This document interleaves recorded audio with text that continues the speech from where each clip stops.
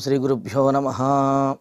शुक्लांबरधरं विष्णुं शशिवर्णं चतुर्भुजं प्रसन्नवदनं ध्यायेत् सर्वविघ्नोपशान्तये। यस्यद्विरदवक्त्राद्याः पारिषद्याः परश्शतं विघ्नं निघ्नन्ति सततं विश्वक्सेनं तमाश्रये। ओं नमो वेंकटेशाय। श्रीवेंकटाद्रिनिलयः कमला कामुकः पुमान् అభంగుర విభూతిర్నస్తరంగయతు మంగళం. కలియుగ ప్రత్యక్ష దైవమైన శ్రీనివాసుని యొక్క దయా విశేషంతో శ్రీమద్ రామాయణం ప్రవచన పారాయణ కార్యక్రమాలను మనం నిర్వహించుకుంటూ సుందరకాండ, బాలకాండ, అయోధ్యకాండలను పూర్తి చేసుకుని అరణ్యకాండలోకి అడుగుడుతూ ఉన్నాము. రామాయణంలో ఎక్కడ చూసినా సరే మనకు ధర్మమే గోచరిస్తూ ఉంటుంది. ధర్మాన్ని తాను ఆచరించి మనందరి చేత కూడా ఆచరింప చేయటానికే రామచంద్రమూర్తి అవతరించాడు.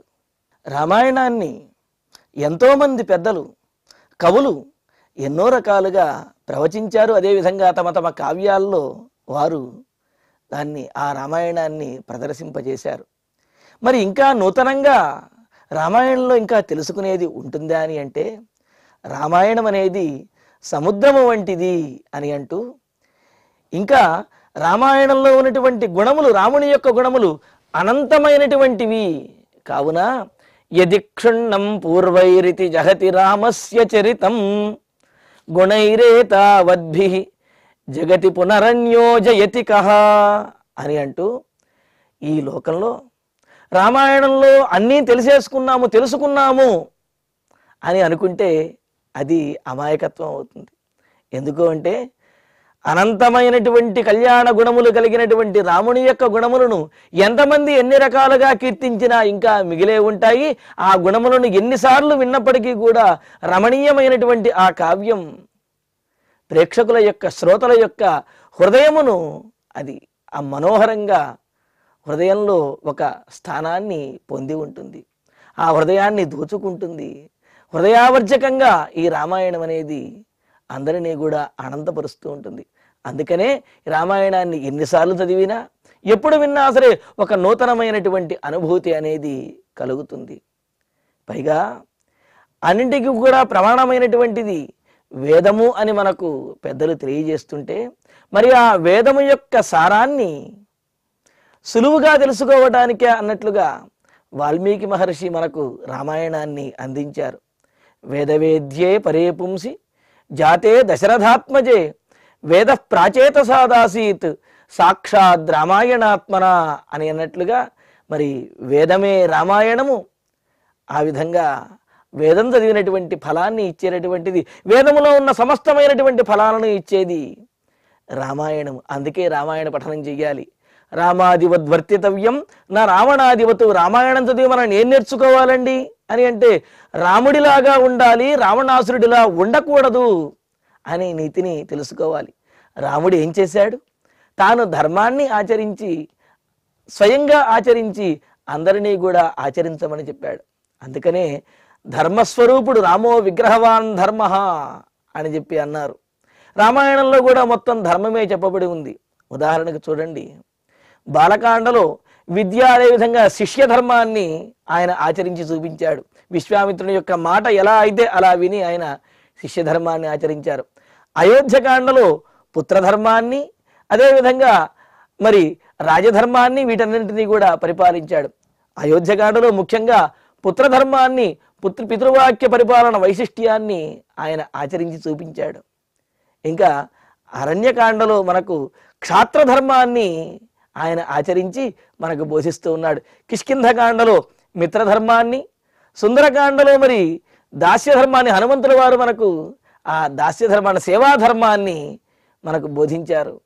అదేవిధంగా మరి యుద్ధకాండలో వీరధర్మాన్ని, ఉత్తరకాండలో రాజధర్మాన్ని, ఈ విధంగా రామాయణంలో ప్రతి కాండలోనూ కూడా సమస్తమైనటువంటి ధర్మములను కూడా బోధించారు రామచంద్రమూర్తి.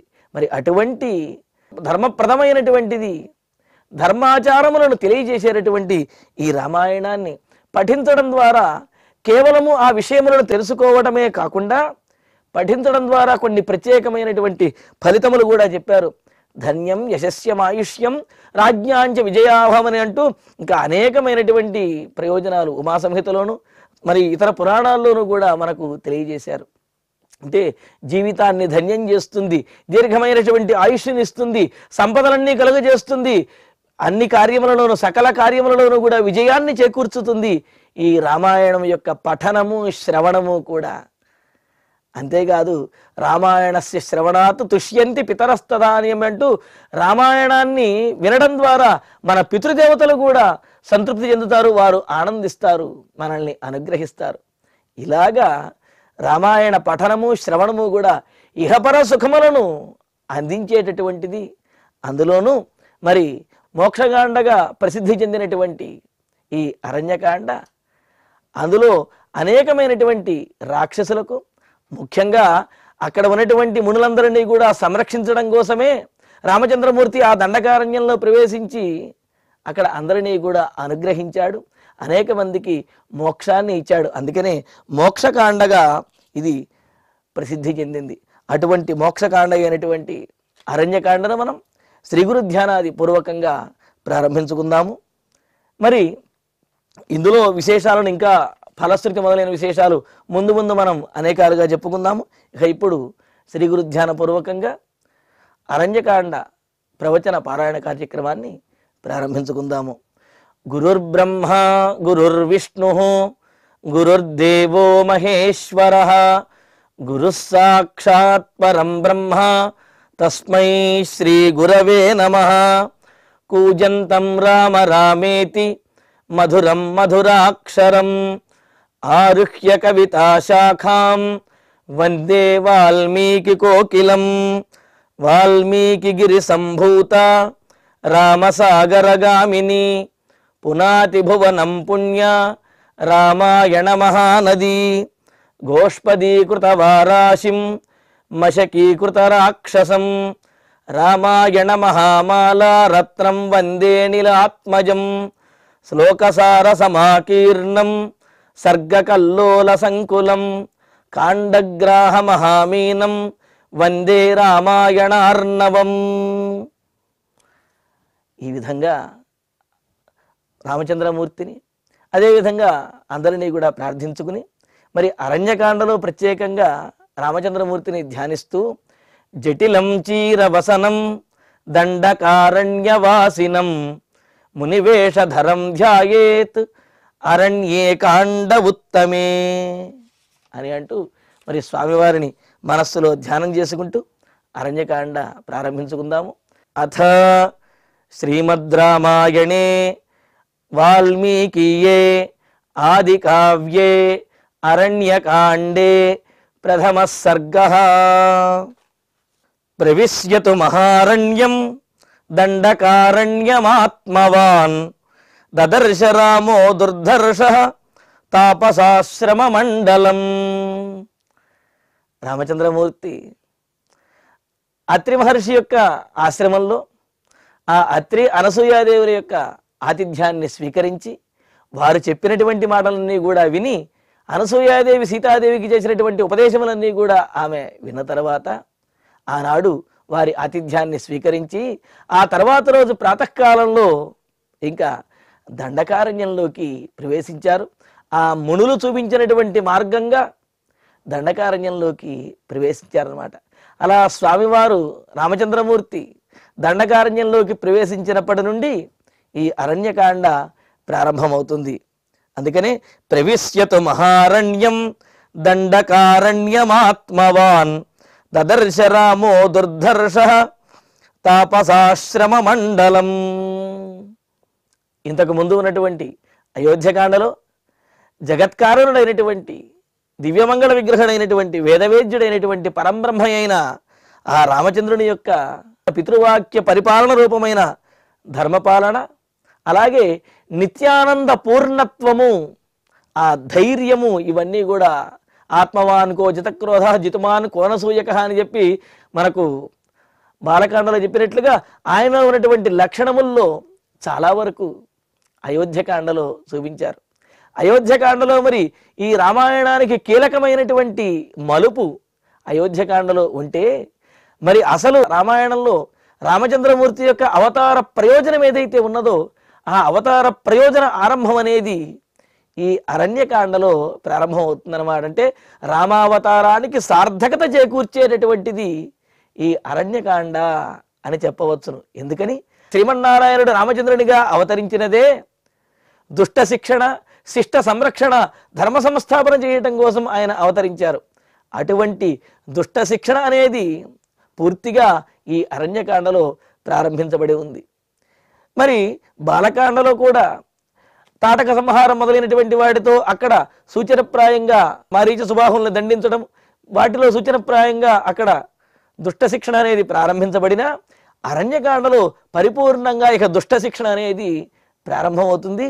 అందుకనే ఈ రామావతార ప్రయోజనాన్ని కలిగించేటటువంటిది, ప్రయోజనాన్ని ప్రత్యక్షంగా చూపించేటటువంటిది ఈ అరణ్యకాండ అని చెప్పి. అందుకనే అయోధ్యకాండలో పితృవాక్య పరిపాలన రూపమైనటువంటి ధర్మాన్ని ఆచరించినటువంటి వాడు ఎటువంటి స్థితిలోనైనా సరే ఇచ్చినటువంటి మాట కోసమని చెప్పి తాను నిలబడేటటువంటి పట్టుదల, స్థైర్యము కలిగినటువంటి వాడు రామచంద్రుడు అని తాను ఆచరించి చూపించినటువంటి స్వామి. ఇక ఇప్పుడు క్షాత్రధర్మాన్ని, ఏమిటి క్షాత్రధర్మము అంటే క్షతాత్ కిలత్రాయత ఇత్యుదగ్ర క్షత్రస్య శబ్దో భువనేషు రూఢ అని అన్నట్లుగా ఆపదల నుండి సంరక్షించేటటువంటి వాడే క్షత్రియుడు అని చెప్పి అన్నారు. మరి మహర్షులను ఈ దండకారణ్యంలో అనేక మంది మహర్షులు రాక్షసుల చేత పీడించబడుతున్నారు కదా, మరి ఆ రాక్షస బాధ తొలగించి మహర్షులందరినీ కూడా సంరక్షించి తన క్షత్రియ ధర్మాన్ని నిర్వర్తించడానికి రామచంద్రమూర్తి మరి దండకారణ్యంలోకి ప్రవేశించాడు. అక్కడ నుంచి అరణ్యకాండ అనేది ప్రారంభమైందనమాట. సజ్జన సంరక్షణం అనే ధర్మాన్ని, ఆ క్షాత్ర ధర్మాన్ని పాటిస్తూ రామచంద్రమూర్తి మరి ఈ అరణ్యకాండలో ఆయన కొనసాగుతూ ఉంటారు. అరణ్యకాండలో ఆ అరణ్యంలో రామచంద్రమూర్తి సంచరిస్తూ ఉంటాడు. మరి ఇక్కడ శ్లోకంలో చూడండి, ప్రవిశ్యతు మహారణ్యం దండకారణ్యమాత్మవాన్ అని అంటూ చిత్రకూటం కంటే కూడా, చిత్రకూట పర్వతంలో ఉన్నటువంటి పర్వత ప్రాంతంలో ఉన్నటువంటి ఆ అడవి కంటే కూడా ఈ దండకారణ్యం చాలా విలక్షణమైనటువంటిది అనే విషయాన్ని తెలియజేయటం కోసమే ప్రవిశ్యత్తు అని చెప్పి ఆ తు అనే పదాన్ని ప్రయోగించారు. అంటే ఇంతకుముందు కూడా రాముడు ఆ చిత్రకూటం దగ్గర నుంచి, గంగానదిని దాటిన దగ్గర నుంచి చిత్రకూటానికి చేరుకున్నప్పటి నుంచి అడవిలోనే ఉన్నాడు కదండి. మరి దండకారణ్యంలో ప్రవేశించడం ప్రత్యేకంగా ఎందుకు చెబుతున్నారు అంటే చిత్రకూటం దగ్గర ఉన్నటువంటి అడవి వేరు, ఈ దండకారణ్యంలో ఉన్నటువంటి అడవి వేరు. ఇది చాలా దారుణమైనటువంటి, క్లిష్టమైనటువంటి, విశిష్టమైనటువంటి అడవి. అందుకనే ప్రవిశ్యతు, ఆ అడవిలో రామచంద్రమూర్తి ప్రవేశించి, ఎటువంటిది అరణ్యం? మహారణ్యం, చాలా దట్టమైనటువంటి, దారుణమైనటువంటి, భయంకరమైనటువంటి అడవి. దానితో పాటుగా ఆ అడవిలో తపోవనములు అనేకమైనటువంటి ఉన్నాయి, మనకు ముందు ముందు శ్లోకాల్లో వస్తాయి. అటువంటి మహారణ్యమైనటువంటి దండకారణ్యం, దండకారణ్యంలోకి ప్రవేశించినటువంటి స్వామి. ఏమిటండి దండకారణ్యం యొక్క విశేషము అని అంటే, ఇక్ష్వాకువుకి ఉన్నటువంటి 100 మంది పుత్రుల్లోనూ కూడా చివరగా ఉన్నటువంటి వారు వికుక్షి, నిమి, దండకుడు అని చెప్పి ముగ్గురు అన్నమాట. ఆ ముగ్గురులోనూ కూడా మరి దండకుడి చేత నిర్మించబడినటువంటి రాజ్యము, ఆ రాజ్యము శుక్రాచార్యుని యొక్క ఆగ్రహానికి విధివశాత్తు అపరాధం చేయగా శుక్రాచార్యుడు వారు ఆయన యొక్క ఆగ్రహానికి లోనయ్యి మట్టి వర్షములు, అంటే మృద్వర్షములన్నీ కూడా పడి, ఆ శుక్రాచార్యుల వారు కూడా జనులు ఉండనటువంటి ప్రతి ప్రదేశంలోనూ కూడా మట్టి వర్షములు కురిసే విధంగా ఆయన శపించాడు. అలా ఆయన యొక్క శాపానికి గురయ్యి అడవిలా మారిపోయిందనమాట.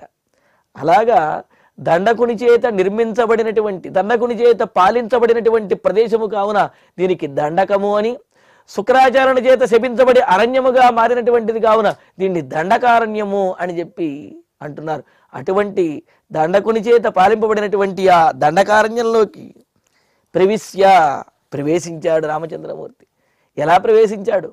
అమ్మో, ఇప్పటి వరకు చిత్రకూటం దగ్గర సామాన్యమైన అడవిలో ఉన్నాము, ఇక ఈ దండకారణ్యం దారుణంగా ఉంటుంది అనే భయము రామచంద్రమూర్తికి ఏమాత్రమూ లేదు అనే విషయాన్ని తెలియజేస్తూ, ఆత్మవాన్, ఎంతో ధైర్యశాలి అయినటువంటి వాడై, నిశ్చయ బుద్ధి కలిగినటువంటి వాడై, ధీరుడిగా ఆయన ఆ విధంగా ప్రవేశిస్తూ ఉన్నాడు. రాముడు, లక్ష్మణుడు, సీత ఈ విధంగా వీరు ఆ దండకారణ్యంలోకి ప్రవేశించాడు. అలాగే రామ తాపసాశ్రమ మండలం దదర్శ. ఇంకా ఎటువంటి వాడు రాముడు? దుర్ధర్ష అంటే ఎవరు కూడా రాముణ్ణి ఎదుర్కోలేరన్నమాట. ఎవరి చేత కూడా ఓడింపబడనటువంటి వాడు గొప్ప పరాక్రమశాలి అయినటువంటి ఆ రామచంద్రుడు దండకారణ్యంలోకి ప్రవేశించి అక్కడ తాపసాశ్రమ మండలం అంటే అనేకమైనటువంటి తాపసులతో కూడిన ఆ తపోవనములను చూశాడు అని చెప్పి. మరి తపోవనములన్నీ కూడా అడవిలోనే ఎందుకుంటాయండి? అడవిలో ఉండి మమ్మల్ని రాక్షసులు పీడిస్తున్నారు, ఇతరులైన వాడు పీడిస్తున్నారు అని అంతవెందుకు? జనజీవనంలో సామాన్యమైన పట్టణంలోనే ఈ తపస్సులు చేసుకునే వాళ్ళు ఉండవచ్చు కదా అని అంటే, తపస్సుకి కావాల్సిన తపస్సుకి కావలసింది ఏకాంతం అనేది తపస్సుకి కావాలి. ప్రశాంతమైనటువంటి చిత్తము కావాలి, ప్రశాంతమైనటువంటి పర్యావరణము, ప్రకృతి వాతావరణము కావాలి. మరి ఇవన్నీ కూడా సిద్ధించేటటువంటిది, జీవులకు నివాస యోగ్యమైనటువంటిది అయింది అరణ్యము. మరి అరణ్యంలో రాక్షసులు ఉంటారు కదా అని అంటే, ఎప్పుడో ఒకప్పుడు పీడించేటటువంటి రాక్షసుల కోసం అని చెప్పి ఎప్పుడూ ప్రశాంతంగా ఉండే అడవిని విడిచిపెట్టకూడదు. ఆ అడవి అనేదే, అరణ్యం అనేదే తపస్సుకు యోగ్యమైనటువంటిది అని. పట్టణంలో ఉంటే ఏమవుతుంది? ప్రతిరోజు కూడా ఈ జనులు వారి యొక్క తపస్సుకి అంతరాయాన్ని కలుగు చేస్తూనే ఉంటారు. అలా కాకుండా అడవిలో కనుక ఉన్నట్లయితే ఎవరి వల్ల వారి యొక్క తపస్సులకు అంతరాయం ఉండదు అని చెప్పి మునులందరూ కూడా అరణ్యంలోనే ఉండి వారు తపస్సులను నిర్వర్తించుకుంటూ ఉంటారన్నమాట. మరి అలాగా ఆ దట్టమైనటువంటి దండకారణ్యంలో ఉన్నటువంటి తపోవనములను అనేక మంది ఆ తపోనిష్ఠా తత్పరులైనటువంటి మహర్షులను వారిని రామచంద్రమూర్తి చూశాడనమాట. దదర్శ చూచాడు. రాముడు అడవిలో ప్రవేశించి మునుల యొక్క ఆశ్రమములను, ఆ ఆశ్రమంలో ఉన్నటువంటి మునులను కూడా వారందరినీ కూడా దర్శించారు అని చెప్పి. మరి మునులకు తపస్సు, భగవచ్చింతన ఇవి తప్ప ఇంకేం అవసరం అవుతాయండి? ఏమీ ఉండవు కదా. అంతేకాదు ఆ ఆశ్రమంలో ఇంకా కొన్ని విశేషాలు కూడా తెలియజేస్తున్నారు. ఆశ్రమాలను దూరం నుంచి చూస్తుంటేనే ఇవన్నీ కూడా తాపసుల యొక్క ఆశ్రమాలు అని తెలుస్తున్నది. ఎలా తెలుస్తున్నదండి అని అంటే, కుశచీర పరిక్షిప్తం బ్రాహ్మ్యా లక్ష్మ్యా సమావృతం యథా ప్రదీప్తం దుర్దర్శం గగనే సూర్యమండలం. ఇంకా దూరం నుంచి చూస్తూ ఉంటేనే ఆశ్రమం బయట మడిగా ఆరేసినటువంటి నారవస్త్రములు ఇవన్నీ కూడా కనిపిస్తూ ఉన్నాయి. ఇప్పటికీ కూడా చూడండి, ఏదైనా వీధిలోకి వెళ్ళి ఫలానా ఆచార్యుల గారి ఇల్లు కానీ లేకపోతే శాస్త్రి గారి ఇల్లు కానీ ఎక్కడండి అని అడిగితే, మీరు ఆ వీధిలోకి వెళ్తే ఇంటి ముందు మడిబట్టలు ఆరేసి ఉంటాయి, అదే వారి ఇల్లు అని చెప్పి ఆ వీధిలో వాళ్ళు చిరునామా చెబుతూ ఉంటారు. అంటే ఆ విధంగా వస్త్రములు ఆరేసి ఉండటం అనేది కూడా ఆ వైదికుల యొక్క, మహర్షుల యొక్క లక్షణంగా మనకు తెలియజేస్తూ. అందుకనే ఇక్కడ చూడండి, కుశచీర పరిక్షిప్తం. కుశం అంటే దర్భలతోటి ఉన్నది, దర్భల చేత ఆవరించబడి ఉన్నది. అంతేకాదు దర్భలతోటి, నారలతోటి తయారు చేసినటువంటి చీరలు, వస్త్రములతో ఆరవేయబడి ఉన్నాయి అక్కడ. అంతేకాదు బ్రాహ్మ్యా లక్ష్మ్యా సమావృతం, బ్రహ్మవర్చస్సుతోటి, ఆ తపస్సుల యొక్క శక్తితోటి ఆశ్రమాలన్నీ కూడా వెలుగొందుతూ ఉన్నాయి, తేజస్సుతో వెలుగొందుతూ ఉన్నాయి. సమావృతం గగనే ప్రదీప్తం, ఆకాశంలో వెలుగుతున్నటువంటి, చూడటానికి ఎంతో క్లిష్టమైనటువంటి సూర్యమండలం ఏ విధంగా అయితే ఉంటుందో, అంతే కదండి. మనం సాక్షాత్తుగా సూర్యుడిని మన కళ్ళతోటి చూడగలుగుతామా? కళ్ళు మిరిమిట్లు గలుపుతూ ఉంటాయి కదా. అలాగా ఆ ఆశ్రమ మండలం, సూర్యమండలం ఏ విధంగా అయితే ఉన్నదో ఆకాశంలో, ఈ భూమి మీద దండకారణ్యంలో ఆ మునుల యొక్క ఆశ్రమ మండలం, తపోవనములు అంత ప్రకాశంతో, అంత తేజస్సుతోటి ప్రకాశిస్తూ ఉన్నాయి. అంటే ఎవ్వరూ కూడా ఆ ఆశ్రమాల మీద దాడి చేసి వారిని హింసించడం కానీ, లేకపోతే జంతువులు కూడా అక్కడికి వచ్చి వారిని హింసించడం కానీ జరగదు అని అన్నారు. మరి ఎవరు హింసించకపోతే రాముడు ఎవరిని రక్షించాలండి అని అంటే, ఆ తపోవనంలో ఉన్నటువంటి మహర్షుల యొక్క తపో బలము చేత వారందరూ కూడా వారిని సంరక్షించుకోగలిగినటువంటి వారే అయినప్పటికీ కూడా వారు చేస్తున్నటువంటి యజ్ఞయాగాదులన్నిటికీ కూడా రాక్షసులు విఘాతాన్ని కలుగజేస్తూ ఉంటారు. అదేవిధంగా కొంతమంది సామాన్యులైనటువంటి మునులు ఎవరైతే ఉన్నారో వారిని పీడిస్తూ ఉంటారు. కావున ఎవరినైనా సరే సంరక్షించి తీరాలి కదా. అందుకనే రామచంద్రమూర్తి అక్కడికి ప్రవేశించాడనమాట. అలాగా సూర్యమండలం యథా, ఆకాశంలో చూడటానికి మిరుమిట్లు గలుపుతూ చూడశక్యము కానటువంటి సూర్యమండలం ఏ విధంగా అయితే ప్రకాశిస్తూ ఉంటుందో, ఈ దండకారణ్యంలో ఆ మహర్షుల యొక్క తపోవనము అంతగా ప్రకాశిస్తూ ఉన్నది అన్నారు.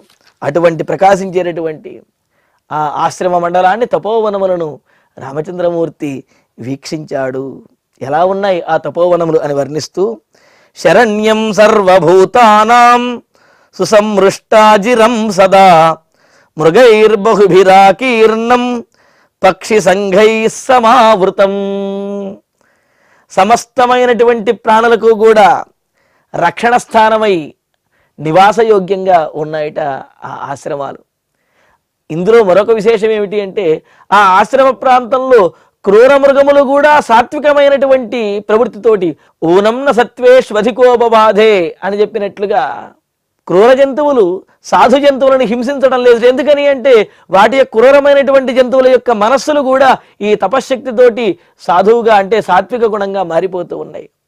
ఆ విధంగా ఎంతో అనుకూలంగాను సాత్వికమైనటువంటి శక్తితోటి, తపశ్శక్తితోటి, ఆ తేజస్సుతోటి ఆ తపోమండలం, ఆ ముని ఆశ్రమములు వెలుగొందుతూ ఉన్నాయట. ఇంకా ఎలాగా సర్వభూతానాం శరణ్యం, సమస్తమైనటువంటి ప్రాణులకు కూడా నివాసయోగ్యంగా, జీవించడానికి యోగ్యంగా సుసంమృష్టాజిరం అని అన్నారు. అంటే చక్కగా అలుకబడి ముగ్గులు దిద్ది శుభ్రపరిచినటువంటి వేదికలతోటి, ఆ ముంగిలితోటి కూడా అక్కడికి ప్రవేశించేటటువంటి వారికి ఒక పవిత్రమైనటువంటి భావన, ప్రశాంతమైనటువంటి చిత్తము, వారి యొక్క బాధలన్నీ కూడా మరిచిపోయేటటువంటి తత్వము, అదంతా కూడా ఆ ఆశ్రమంలో కనిపిస్తూ ఉన్నది.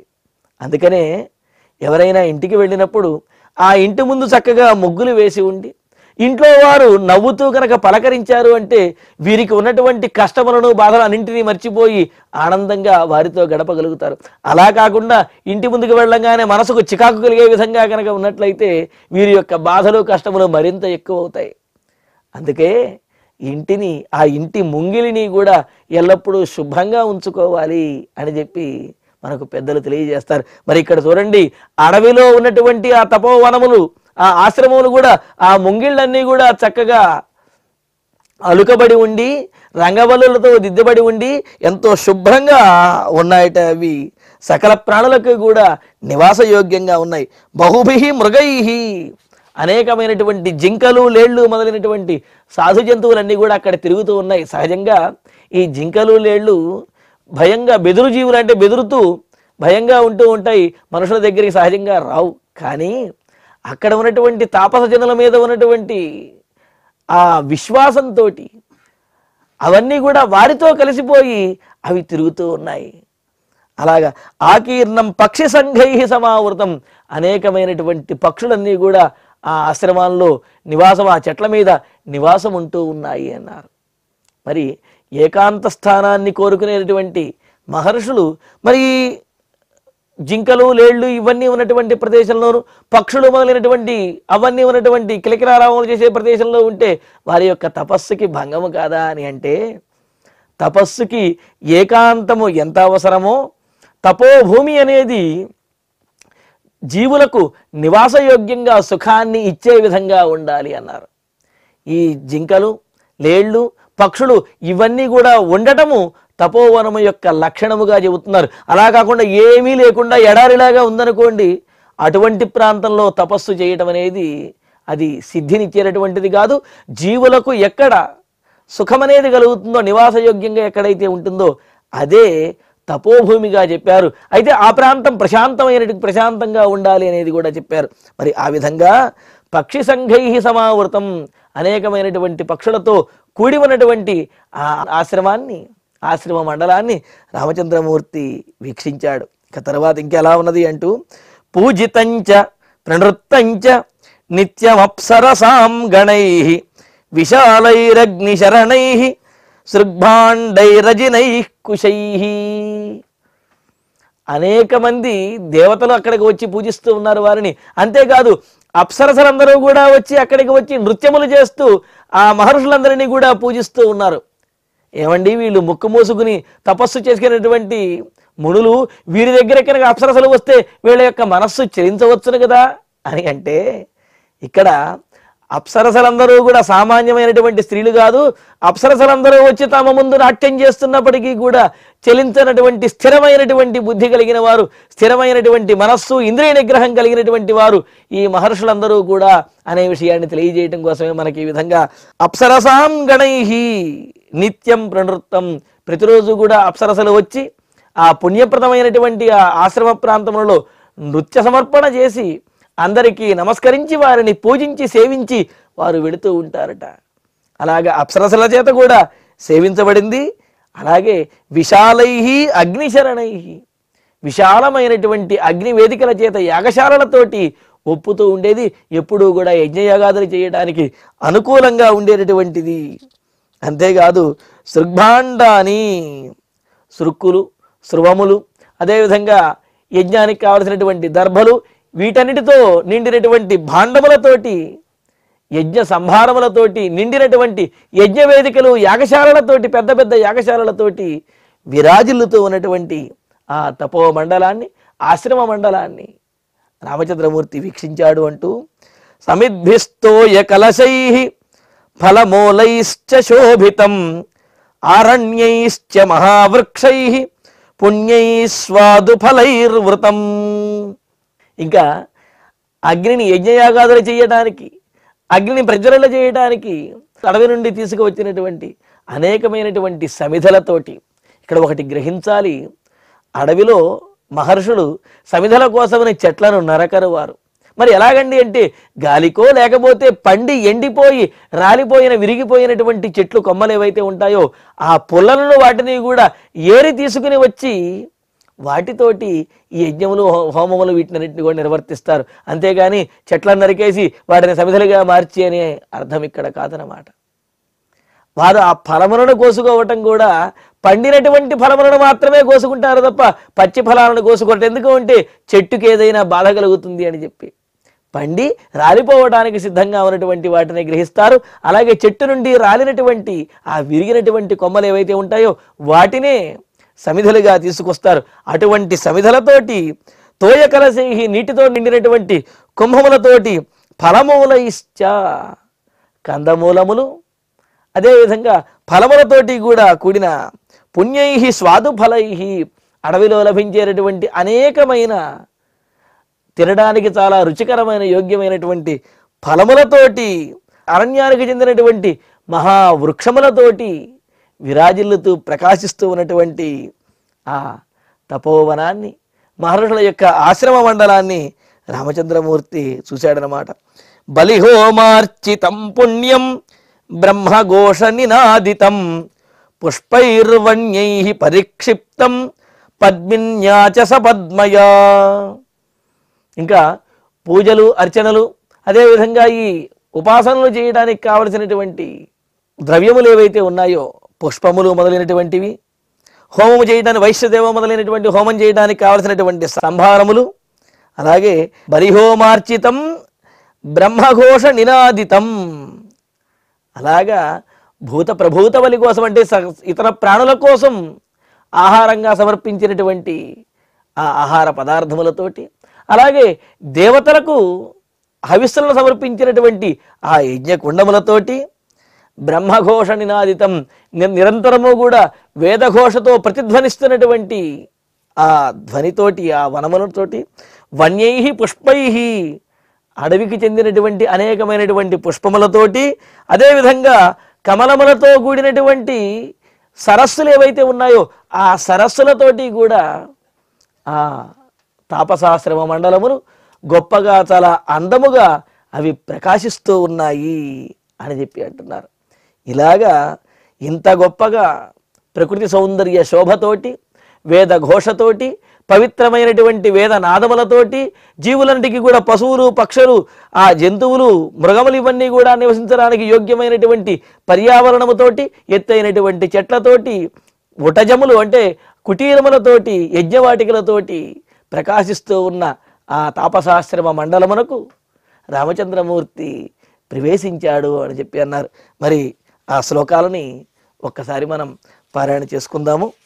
ప్రవిశ్యతు మహారణ్యం దండకారణ్యమాత్మవాన్ దదర్శ రామో దుర్ధర్షః తాపసాశ్రమమండలం కుశచీర పరిక్షిప్తం బ్రాహ్మ్యా లక్ష్మ్యా సమావృతం యథా ప్రదీప్తం దుర్దర్శం గగనే సూర్యమండలం శరణ్యం సర్వభూతానాం సుసంవృష్టాజిరం సదా మృగైర్బహుభిరాకీర్ణం పక్షిసంఘైః సమావృతం పూజితంచ ప్రణృత్తంచ నిత్యమప్సరసాం గణైః విశాలైరగ్ని శరణైః సృగ్భాండైరజినైః కుశైః సమిద్భిస్తోయకలశైః ఫలమూలైశ్చ శోభితం ఆరణ్యైశ్చ మహావృక్షైః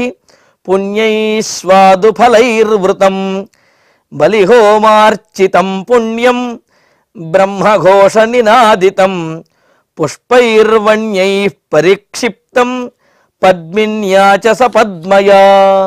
ఇత్యార్షే శ్రీమద్ రామాయణే వాల్మీకీయే ఆదికావ్యే అరణ్యకాండే ప్రథమ సర్గే షట్ శ్లోకాః. చక్కగా శ్లోకపారాయణ చేసుకున్నాము.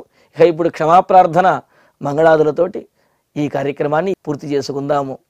యదక్షరపదభ్రష్టం మాత్రాహీనం చ యద్భవేత్ తత్సర్వం క్షమ్యతాం దేవ నారాయణ నమోస్తుతే.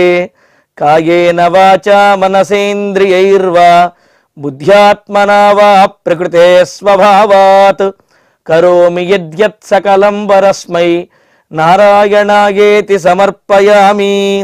శ్రియః కాంతాయ కళ్యాణ నిధయే నిధయేర్ధినాం శ్రీవేంకట నివాసాయ శ్రీనివాసాయ మంగళం.